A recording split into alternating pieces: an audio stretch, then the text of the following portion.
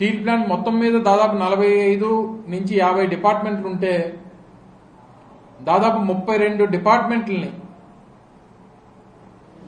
ప్రైవేటీకరణ చేస్తూ అడుగులు వేస్తున్నటువంటి విషయాన్ని మనం చూసాం.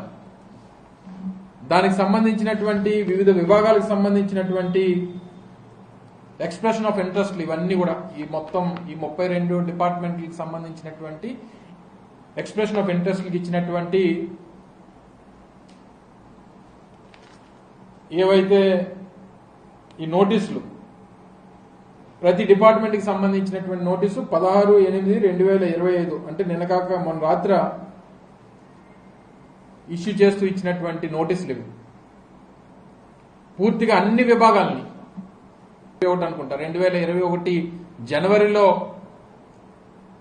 ఏ రోజైతే ఆ రోజు కేంద్ర ప్రభుత్వం తీసుకున్నటువంటి డిజిన్వెస్ట్మెంట్ ప్రైవేటీకరణ నిర్ణయం ఏదైతే ఉందో ఆ రోజు నుంచి ఆ రోజు మేము అధికారంలో ఉన్నప్పుడు పూర్తిగా వ్యతిరేకిస్తూ జగన్మోహన్ రెడ్డి గారి నాయకత్వంలో ఎట్టి పరిస్థితుల్లో ప్రైవేటీకరణ చేయడానికి వీల్లేదు అని చెప్పి ఆ రోజు కేంద్ర ప్రభుత్వాన్ని నేరుగా ప్రధానమంత్రి గారు విశాఖపట్నం వస్తే విశాఖపట్నంలో ప్రధానమంత్రి గారు మాట్లాడినటువంటి వేదిక మీద ప్రజలను ఉద్దేశిస్తూ ఆ రోజు ముఖ్యమంత్రిగా ఉన్నటువంటి జగన్మోహన్ రెడ్డి గారు చెప్పినటువంటి మాటలు ముఖ్యంగా పోరాట కమిటీ ఏదైతే ఉందో పోరాట కమిటీ తీసుకున్నటువంటి ఏ నిర్ణయాన్నైనా పోరాట కమిటీ ఏ పోరాటం చేస్తామన్నా సరే ఆ రోజు ప్రభుత్వంలో ఉన్నటువంటి జగన్మోహన్ రెడ్డి గారు వైఎస్ఆర్ కాంగ్రెస్ పార్టీ ప్రతి పోరాటానికి మద్దతిస్తూ ప్రతి పోరాటంలో పార్టిసిపేట్ చేస్తూ లా అండ్ ఆర్డర్ పరంగా ఏ రకమైనటువంటి ఇబ్బంది రాకుండా వారికి సహకరిస్తూ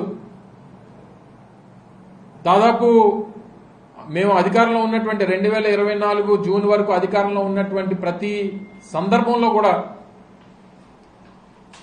వారికి సహకరిస్తూ వారి టెంట్ వేస్తే ఆ టెంట్ లో పార్టిసిపేట్ చేసినటువంటి కార్మికులు సహకరిస్తూ వాళ్ళకి పోరాటాలకు సహకరిస్తూ ప్రైవేటీకరణ అనేటువంటిది జరగకుండా చూసుకునేటువంటి బాధ్యత ఆ రోజు మా ప్రభుత్వం తీసుకుంటే 2024లో జరిగినటువంటి ఎన్నికల్లో కూడా ప్రజలను ఉద్దేశిస్తూ ఎన్నికల ప్రచార సభలో జగన్మోహన్ రెడ్డి గారు చాలా క్లియర్ గా చెప్పారు, ఎట్టి పరిస్థితుల్లో మీరు కూటమి ప్రభుత్వానికి ఓటు వేయకండి, మీరు కూటమికి ఓటేస్తే ప్రైవేటీకరణకు ఓటేసినట్టే అనేటువంటి విషయాన్ని కూడా ఆ రోజు ముఖ్యమంత్రిగా ఉన్నటువంటి జగన్మోహన్ రెడ్డి గారు చెప్పడం జరిగింది.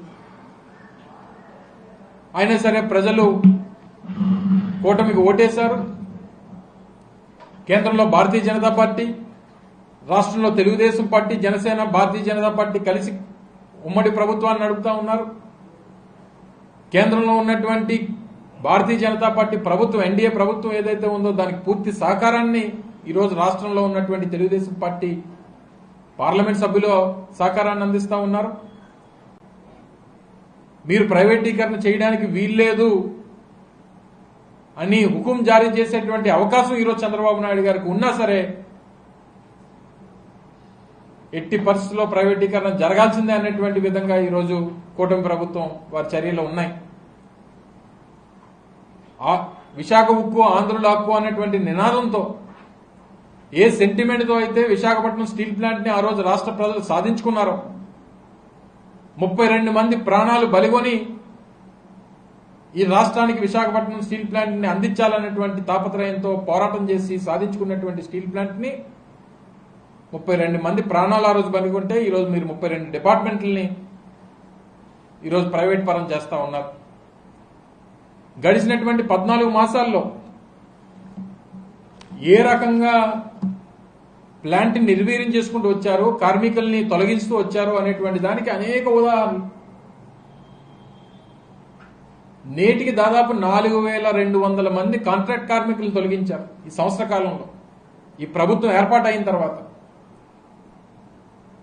గడిచినటువంటి 14 మాసాల్లో 4200 మంది కాంట్రాక్ట్ కార్మికులను తొలగించారంటే మరి వాళ్ళ బ్రతుకులు ఏమైపోవాలి, వాళ్ళ జీవితాలు ఏమైపోవాలి, వారి కుటుంబాలు ఏమైపోవాలి?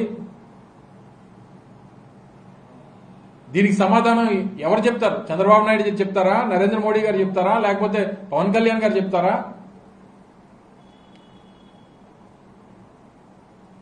వీఆర్ఎస్ కింద దాదాపు 1150 మందిని ఇప్పటికే తొలగించారు. మళ్ళీ వీఆర్ఎస్ అప్లికేషన్ ఇచ్చారు, మళ్ళీ మరో 1000-1500 మందిని తొలగించాలని చెప్పి చూస్తా ఉన్నారు. నాకున్నటువంటి సమాచారం మేరకు మళ్ళీ డిసెంబర్లో ఏదో మెగా వీఆర్ఎస్ అని చెప్పి పెట్టి ఎంతమంది అయితే అంతమందిని తొలగించాలనేటువంటి ప్రయత్నం కూడా జరుగుతుందనేటువంటి సమాచారం కూడా ఈరోజు వస్తా ఉంది. దాదాపు 3.5 మాసాలు జీతాలు పెండింగ్ ఉన్నాయి కార్మికులకి. ప్రతి కార్మికుడు వారికి ఉన్నటువంటి పిల్లల్ని చదివించుకోవడానికో, లేకపోతే వారికి సొంత ఇల్లు ఉండాలని చెప్పి ఇల్లు కొనుక్కుంటేనో, లేకపోతే అవసరమని చెప్పి బైకో కారో కొనుక్కుంటేనో, ప్రతి నెల కట్టాల్సినటువంటి ఈఎంఐ, ప్రతి 1వ తారీఖుకి ఈఎంఐ కట్టాల్సినటువంటి పరిస్థితి వస్తేనో మీరు 3.5 మాసాలుగా జీతాలు ఇవ్వకపోతే వారి జీవితాలు ఏమైపోవాలి, వారి పిల్లల భవిష్యత్తు ఏమైపోవాలి? లీవ్ ఎన్కాష్మెంట్ తీసేశారు, ప్రతి నెల వచ్చేటువంటి ఇన్సెంటివ్ తీసేశారు, ప్రతి సంవత్సరం ఇచ్చేటువంటి ఎల్టీసీ ఎల్ఎల్టీసీని తొలగించారు.